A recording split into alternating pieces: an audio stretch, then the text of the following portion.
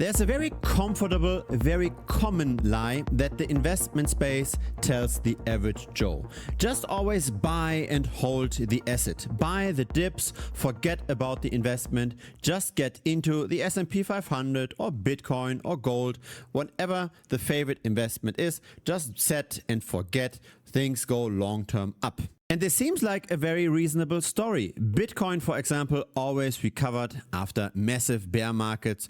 So really, if your time horizon is long enough, you can just set and forget. You can just wait until things go back up again. This is the official narrative. But really, when we look at charts like this, right? This is the gold price, for example. It's going up very long term as well. And we could just dollar cost average. We could just set and forget, buy a little bit every month. But really, what we are looking at here is not that gold is becoming more valuable. Gold moved from less than $100 all the way to $4,000. It's not that this little shiny rock suddenly is worth much more. What's really happening instead is that the money supply is growing. Credit in the system is growing. The number of US dollars that are in the system, it is expanding constantly and very rapidly. On average by 6.8% per annum over the course of the last 66 years. So the monetary base expanded by 77 times. That's how much effect the long-term compounding has. So really, the story shouldn't be buy the S&P 500 because the US economy is so strong, buy Bitcoin because it's the strongest of the monies, or buy gold because it's real money. It's been money that has been proven for thousands of years. That's not the story. The story is rather escape the US dollar. Try to hold everything but the US dollar. The US dollar is great for transacting. Everything is priced in US dollars. Everybody takes US dollars, but it's terrible to store wealth in. And so really, when we consider the return of those different assets, we have to compare this with the monetary base. For example, this is the S&P 500 relative to the monetary base. This here would be the return had you invested in US stocks and the monetary base had not expanded at all. Again, a very long-term chart that starts in 1959, and it tells us a very different story, right? Maybe buying the dip isn't always that great. Maybe we don't get bailed out that quickly. Maybe we have to wait 36 years until we get our money back relative to constant dollars. Now, it's still better to buy the S&P 500 versus holding fiat currency, but is it really a way to gain purchasing power? Is it really a way to get ahead? Maybe not that much. We simply just reduce our exposure to this hidden tax that the common man gets, the 6.8% per annum. But we do this at the expense of massive volatility. We do this at the expense of having to wait for a long time if we buy at the wrong time.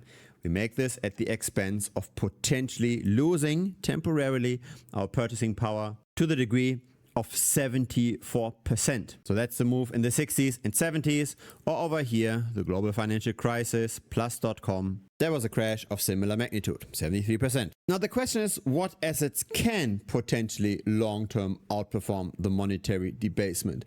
And is there really a case to be made that the S&P 500 has to grow exactly as much as the monetary base? The dotted line, by the way, here, this is the average ratio. How expensive were stocks relative to the money supply over all of those years? If the AI bubble was to pop and we just go back to equilibrium, we'd fall by almost 50%. When we look at the very long-term historical price to earnings ratio for stock, so that's the Shiller P ratio, and we were to fall from our current level of 40 back down to 20, we'd also be much more in an equilibrium. This is a much longer chart. This starts in 1871.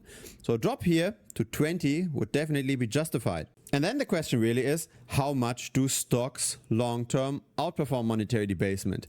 Maybe not at all. Here's the average ratio of the gold price relative to the monetary base. Again, we're currently above that ratio, not as much as in there's a potential drop of 34% roughly But I'd make the argument that maybe gold isn't even able to keep up with monetary expansion long term. Maybe the gold price relative to those 6.8% per annum should go down. And that's because we get roughly 2% supply expansion in gold. So gold is not perfect money. Gold does expand in its supply by 2% every single year. But because it expands slower compared to fiat currencies, it still goes up measured in those fiat currencies. And so I think the most realistic estimate for a growth rate of the gold price over the centuries is 4.8% per annum. So that's now measured in US dollars, right? If there was no mining at all for gold, it would go up by 6.8%, but because we've got the mining, it goes up by 4.8%. Now this is the gold price relative to the monetary base. This year is the peak in 1980. So since then, 46 years have passed and the gold price has fallen relative to the monetary base by 59%. Now let's take our expected underperformance of 2% per year and let's compound this over 45 years. How much expected purchasing power loss are we facing? The answer is 2% loss compounded over 45 years gives us a 60% drop, or we've got 40% left. So this is quite well in alignment with this chart. So if we were not to compare the gold price relative to the monetary base, but the gold market cap relative to the monetary base, unfortunately I don't have that data, but if we were to draw that, then those two peaks would align perfectly. This top over here would be exactly at the same level horizontally to this level over here. In other words, this is our expected devaluation. This is a logarithmic chart, right? So things should be going down measured in gold at this rate long term. A constant ratio relative to the monetary base does not make sense because gold is not 100% hard, right? It still has an annual supply expansion. So let's say the S&P 500 can keep up with monetary debasement. Gold cannot. That would also imply that every year gold should on average lose 2% relative to stocks. So let's run a few numbers again. This chart starts in 1890. So we've got 135 years of data. Let's take again our 2% per annum, compound this by 135 years. We get 6.5% of remaining value, or a loss of 93.5%. By the way, if you so far enjoyed this video, feel free to give this a like. It will help to grow the channel. Now 93.4%. How much did we actually lose during that time? The answer is 84% only. 93.4 would bring us to this level over here. So we'd expect a long-term underperformance that looks like this roughly, which kind of makes sense, right? If we now move this line down, we move the same line up, we kind of see how those tops and those bottoms align, and we kind of get an idea also where gold now relative to the S&P 500 is standing. It's a very bad idea to look at long-term price charts just in US dollars because the US dollar is a very unstable store of value. The art is really to find an asset that is comparably cheap, to own most of the asset that currently is undervalued, because most assets do not grow by 6.8%. They grow less.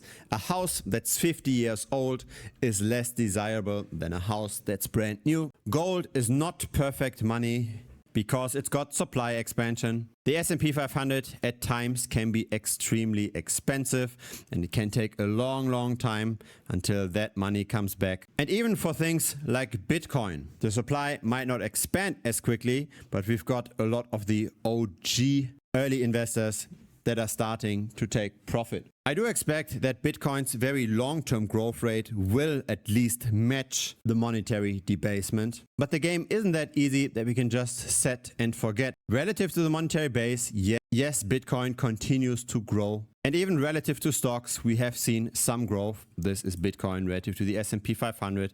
But again, we don't necessarily want to be caught up in a 50 or 60% decline, relatively speaking. We are forced to change the weighting of our portfolio. And the hurdle rate is quite high. The message of this video is to simply be very careful, to not always buy into the hype, to try to buy the things most people do not have on their radar right now. People don't have bonds right now on their radar. People don't have property right now on their radar. Maybe this is where currently the opportunity lies. It's probably not in gold. It's probably not in stocks. And it's also very unlikely in Bitcoin at the moment.